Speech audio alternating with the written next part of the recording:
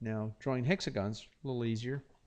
If you have a triangle, 30, 60, 90, you can just lay it down on the 30-degree side and just kind of work your way around this way. Okay? But remember, the key is that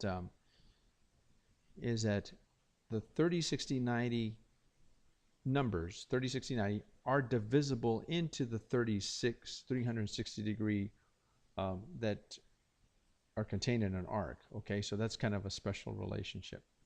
So that's why the 30, 60, 90 works so well.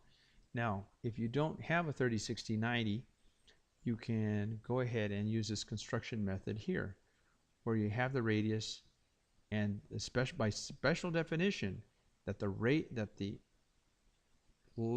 length of these legs are the same as a radius. So if I created this little triangle, the equilateral triangle says that this leg has to be equal to that leg, has to be equal to that leg. It's only in this special hexagonal relationship.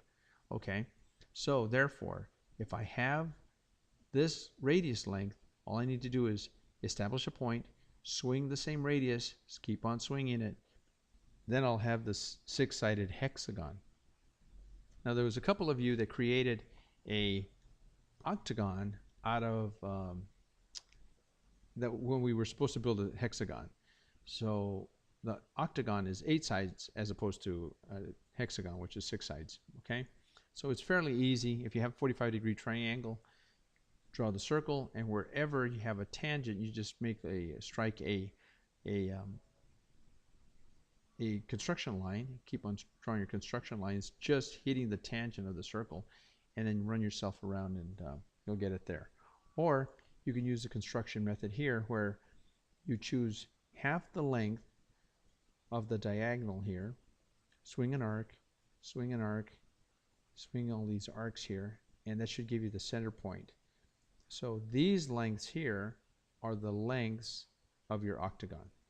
Okay, and there's a construction of that. So the key there is just to swing arcs from every one of these corners.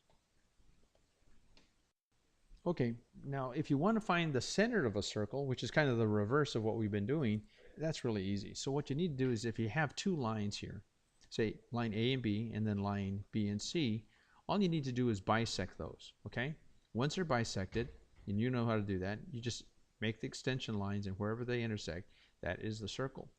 Okay, and I think this was especially helpful on the star and Lyra planet exercise. Okay, just want to show you an example here on, let's see, this would be page 137, and we're looking at tangents to two circles. Okay, here's where the tangents have this open center here, and here's where the tangents actually cross each other. Okay, now the definition of the tangent means that as the curve comes around, the line that leaves the radial point right here needs to be perpendicular to the radial point right here. Okay, so as this arc comes around, it then all of a sudden is going to go flinging off and hit another tangent point here. That relationship between C and T and this T over here has to be 90 degrees, okay, by definition. Same thing over here. If this tangent point is going to depart and become tangent there, this radial line has to be perpendicular to this radial point has to be perpendicular to this tangent line. Okay, now here's putting some of what we've learned now into practical application. So let's take, let's see, one of these pieces right here. So this line right here, let's say we want to put in this very specific radius. Well, by definition, if this is the tangent point, I need to be perpendicular to this line. If that's the case, then my radial point here has to have a component, a line intersecting at point C that's parallel to this line right there. So all I need to do is offset this line here, whatever this radius is. Okay, so that gives me point number 1. Now, if this is my radial point, my tangent point, I can just come up and intersect wherever that line is parallel. Okay, that's That's one way. I can also establish a point here and then swing an arc. No, that'll just be a little redundant.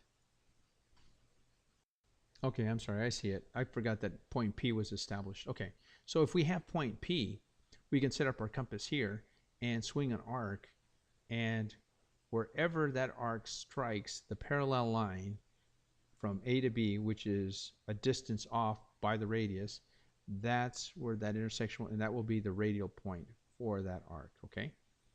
And let's see, here they just kind of go through the construction of that.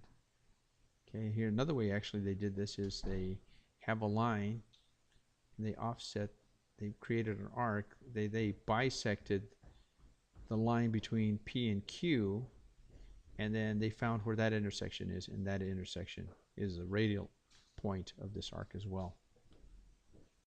Okay, let's take a look at this piece of geometry here. The one thing we have to realize about this is that you have a radius come in here, it comes in tangent and then goes along this curve. So two curves right there. Part that you need to remember is that if these two curves are in the system and this is the true tangent point, that means that a line has to travel through both of their radiuses. C is the radius of this angle right here. So that's a special relationship. So if we have, say this is radius 1 and this is radius 2, and we have this tangent point, all we need to do is strike a line here, establish ourselves on P at the radius distance, whatever the radius is going to be, swing an arc, and then we have an intersection of that line. We can then come back, strike this. This distance here will be the next radius. We establish our compass there, and we just can kind of continue this over. Okay? Okay, here I'm going to cover this real quickly because I think this is a lot of the same of what we've been doing, and this is easy, especially if we have right angles here. So all you need to do, right angles, okay, the radius definition is that these two sides are going to be the same since it's a radius. So you strike a radial arc there, and then you set your compass here and there, bisect this angle, and you have a point, and that should be the line of where your radius belongs, okay? So then you just establish your compass there, and then you swing the radius, okay? As opposed to this next series where you have acute angles or obtuse. How do you put the radius in there? And we did this, we had this example with the sidewalk project, okay? And the way to do that is you have to find two parallel lines that are the radial distance away, okay?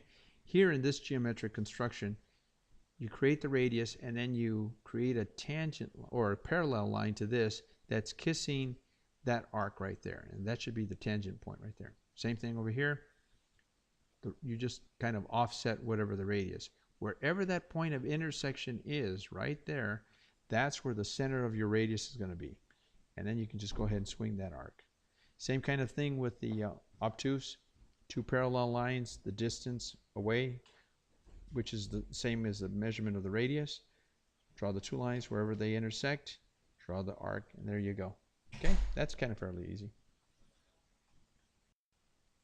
Okay, here's a couple more examples of reverse curves. These are what we call reverse curves. And by definition, the reverse curve says is that if the point of reverse curvature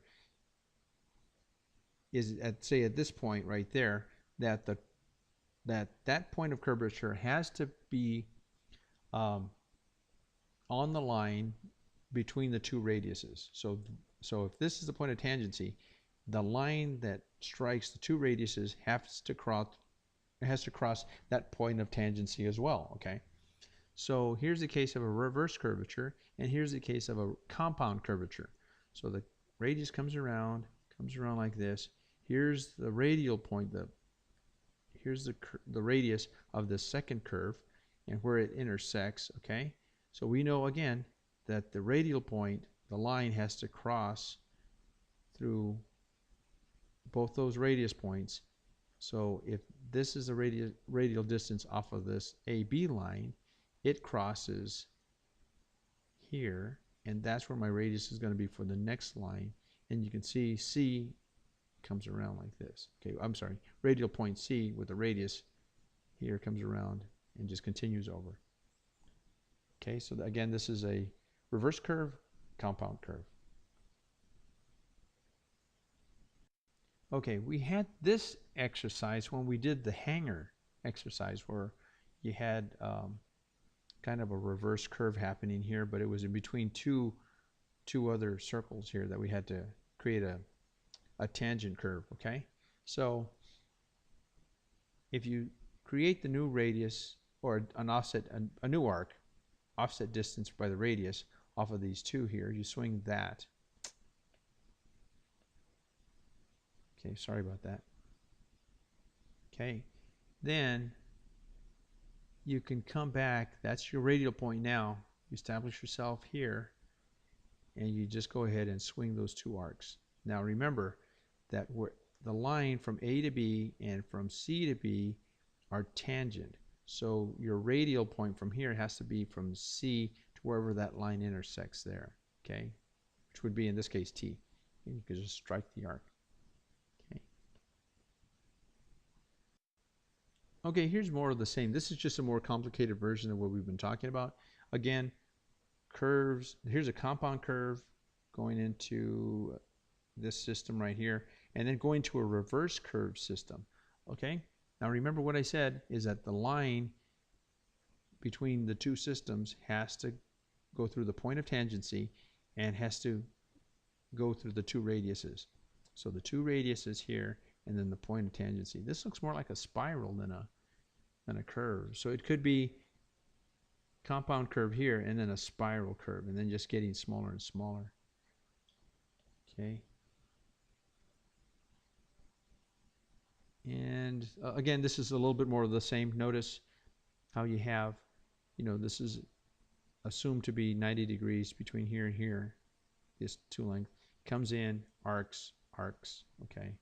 And what they did was, the author did was just bisect these two lines. Again, this is just a little bit more of the same. And conical sections.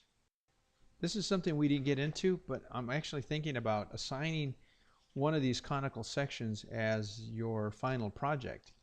So maybe we could talk about that a little more in depth as the quarter gets along.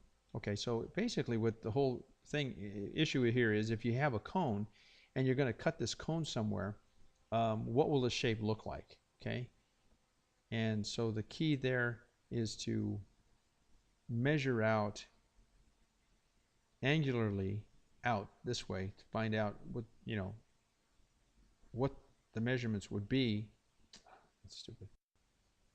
Okay, the next section are drawing ellipses, but since we have ellipse templates, I'm not going to bother going through this too much unless somebody really wants to do maybe a real good examination of this in their final project.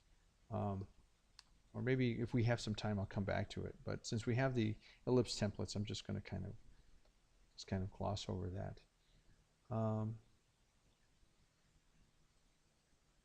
I do that as well.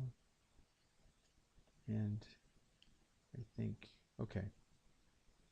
Let's talk about ellipse templates here, using the and using them actually. So they used to sell them. I'm not sure if they do anymore. A whole set of plastic templates like these, ranging from like 10 degrees, maybe even 5 degrees, all the way up to I think about 85 degrees. So you'd have these different ellipses for different situations. And what we would have to do is, especially if we were going to ink these, we'd have to either put triangles on the bottom like they show here, but these would actually be too thick. What we used to do is stick tape on the bottom of these. And they used to sell these special little risers, so that way the ink wouldn't kind of crawl underneath the template. And here's your French curves.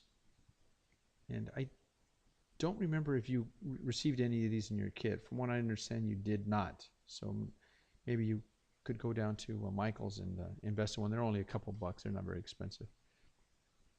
Okay, and here's just drawing an approximate ellipse, which we won't get into. Drawing a parabola. Parabola is a very special kind of relationship. It's not a arc, but it is a more or less a mathematical function. Okay, And again, I don't think we'll go into this, but just remember where these sections are. Okay. Here are two helixes I want to talk about. Now, they look really complicated to draw, and really they're not that bad. And the theory is this. You have a circle, and a helix, imagine a spring. A spring is a helix. It just kind of winds around like this. Okay? So what you do is, think about it this way. If I was to grab the helix and then pull it out, it would be a straight line. But it would be a straight line of heights of varying degrees that travel in a circle. In the same sense, so what I do here is I establish a cylinder. This is a cylindrical helix. And I just project, what I do is I just divvy up the circle in a nice even amount of parts. And I would just project those lines up. So depending on the tightness or the looseness of the helix would depend on the spacing between these leads. So if these were further spaced out, the helix would be, elongated as opposed to shorter, okay? So as I create these subdivisions here, wherever these subdivisions hit the upgoing leader line, that's where my first tick would be, and I would just keep on measuring these out. Now, note that all of these lead lines here are of uniform scale. So what that would produce is a series of dots. I would then take my French curve and just kind of follow it along. Same thing with the conical helix here. This would be the beginning point of my vertical lines, and they would all kind of merge right there at the vertex. But still, it's the same game. The lead would have the same amount or the same uniform breaks or distance in between these lines, and then as I project up, wherever they intersect would create a series of points, and I would just follow those up. Okay, and we're not going to really draw any of these, but like I said, I just want you to remember where they're at. Okay, the most important stuff we should have learned out of here is how to bisect the lines, especially topics like this where we offset the lines to create a radial point and go ahead and lay in radiuses. So I don't think we really need to get into some of the ellipsoid stuff, but if I see more of the projects going in that direction, I will come back and cover that, okay? But I don't think we're going to get that complex.